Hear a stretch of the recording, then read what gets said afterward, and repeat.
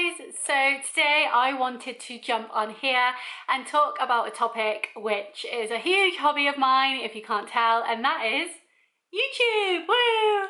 So I wanted to talk about this today because I have been doing YouTube properly for just over a year now, and I really wanted to just share some words of wisdom to you guys as well. If you felt like starting a YouTube channel, especially if it's a hobby, which for most people to start off with it will be, and I just wanted to let you know that starting YouTube isn't a scary experience. It should be something that you really enjoy, and I wanted to give you 5 tips on what you need to start your own YouTube channel. And I also did another video which kind of continues this topic, which is me juggling my YouTube versus my full-time job, which if you're in a full-time job and you really want to start YouTube as a hobby, that would be a really good video for you to watch, just to be able to see how I do it, how I have been able to keep it up for so long. And while it's growing, it's not like a huge channel now, I don't make any money from this, so I just want to share with you how I do it alongside a full-time job and how I still enjoy it after all this time. But yeah, let's just get into the video and talk all about YouTube.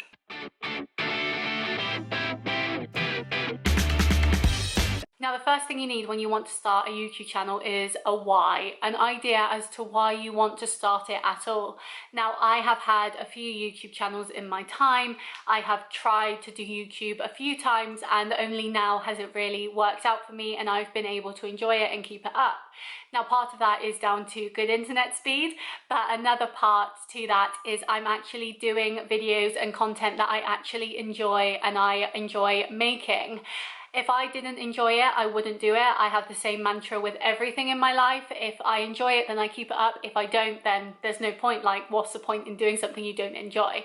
And so for me, I want to put out content to you guys that I would watch personally, that are interesting to me, but also have a point to them. Like, every video I put out has a reason behind it, and obviously this one is to give you some tips on starting a YouTube channel.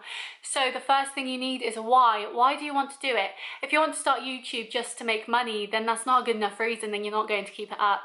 If you want to do gaming, then that's great, so set out after that. If you want to do commentary channel, then go and do that. If you want to do fashion, then do that, but find a reason that makes you unique, makes you interesting, and just run with it.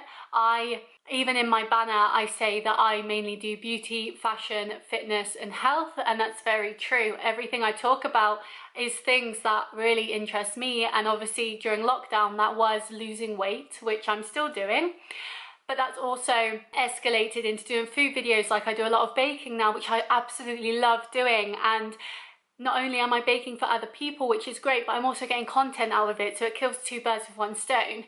My fashion side is whenever I buy new clothes, I want to show them off because I want to share my style with you guys and things that I'm wearing now that I'm even more confident in my own skin. And the beauty side, I mean, I do my makeup anyway, so why wouldn't I film it? You know what I mean? Like, it's just fun. It's just fun girly stuff. And so you need to have a clear-cut idea of why you're doing this, especially if you're not seeing the growth or the numbers or the engagement that you want to. You need to have a reason to keep going, because otherwise you're not. And that's the main thing. Things take time, things take effort, and if you're looking for a quick fix to suddenly be an influencer, then that's not going to happen. You need to put the time and effort in and really make it work, not only for your audience, but also for you. The next thing is a camera.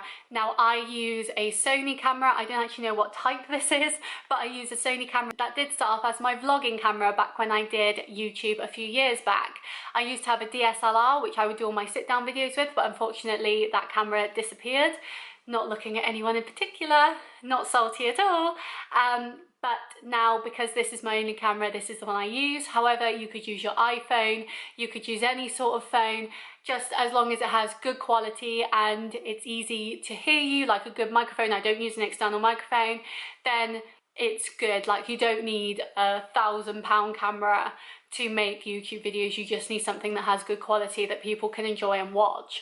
I also use lighting, so I have lighting right now. This isn't a necessity, but for me it is, because of when I film my YouTube videos. I'm living in England right now. It's meant to be basically summer, and it's so grey and dreary, and it's only 7 p.m. Like, it's not late at all, and it's so great. So I have my ring light here, which was in my what I got for Christmas haul, but I will just turn it off to show you the quality of lighting I am working with right now.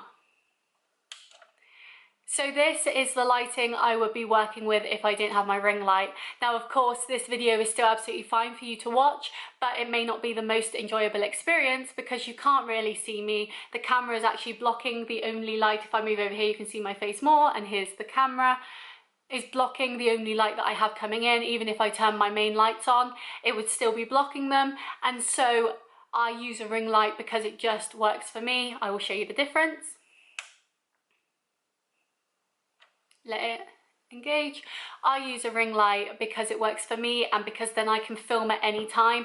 I've done videos at like 11 p.m. before because I have a ring light, and so the lighting does not affect me. And so if you can afford a light, a ring light is the easiest one to get, probably one of the cheapest as well, then do that, but it's not a necessity. The next item is an editing software. Now, if you can find ways to edit your video, then that'll make the actual video much better, especially like me, where you and R a lot. You can cut all that out so it's quicker, it's more condensed. I've done a 40-minute video that I filmed before that I was able to condense to like 25 because of the amount of filler and silent moments that were in it. And so if you can find an editing software that keeps your video punchy, that keeps it going, like there, I'll cut out that pause that you won't know happened, but I did, you will be able to keep your audience engaged more, and they won't have to slug through your video along with you because you can't work out what you're trying to say, or you say the same thing again and again because you keep messing up. Now, again, this isn't a necessity. I know channels that have done really well that don't edit because that's just their style now. They're known for not editing, but for me, for certain channels, if they didn't edit, it would be really annoying. So having an editing software is great. If you have a Mac or an Apple product, then you get Imovie for free. Imovie was what I used to use. However, my brother invested in Final Cut Pro and he gave me his details for it, so I now use that through him, so thank you. But yes, iMovie's free. Same with, I'm sure there's editing software on Windows computers. You can probably Google free editing software. Even if you have a watermark in the corner, if you look at my intro, I have a watermark in the corner because it was free.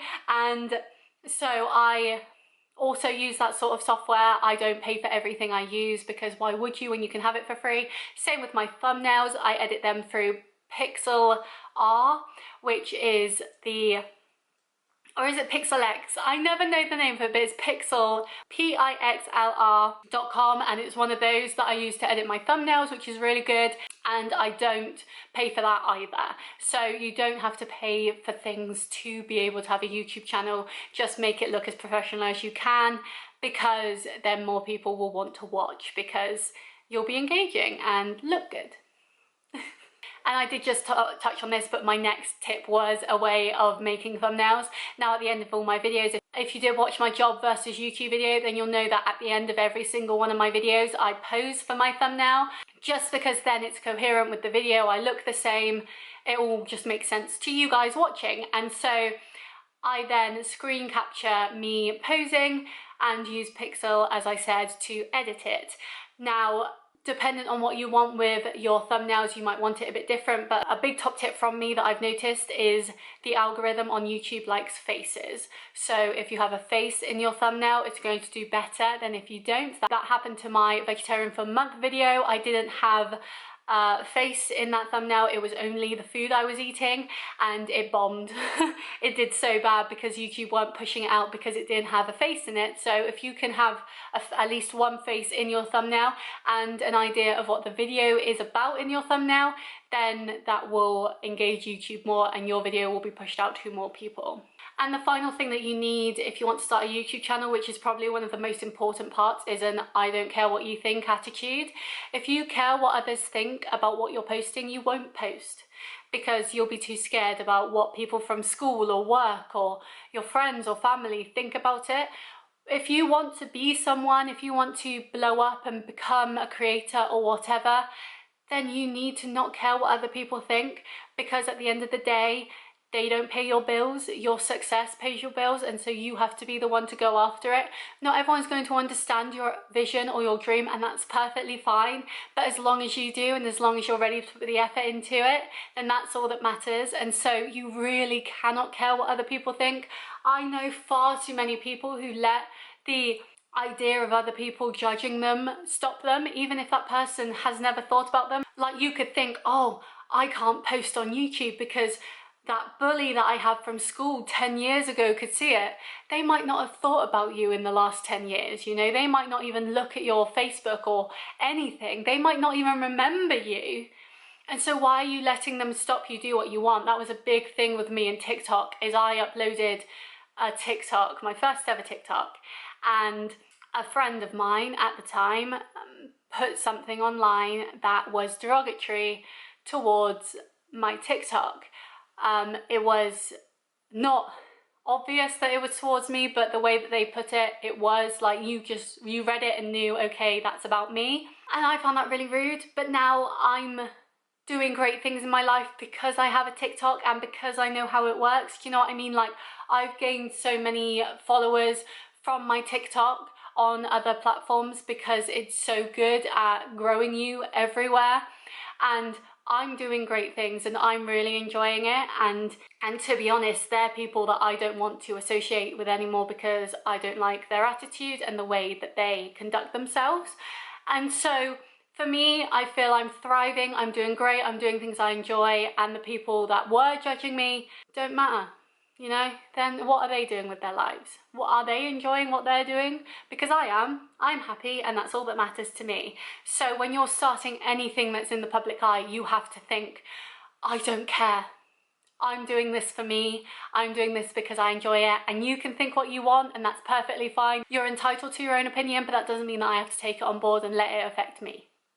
Because at the end of the day, any sort of engagement really is good engagement to the algorithm, whether it's TikTok, YouTube, Instagram, whatever, it's all good engagement, and if you keep it up, then good things will come. So yes, those are my 5 top tips on starting a YouTube channel. If you have any more, then please leave them below for anyone thinking about it, and I hope that this has helped you with your journey, and I'm very excited to see where you get with your YouTube.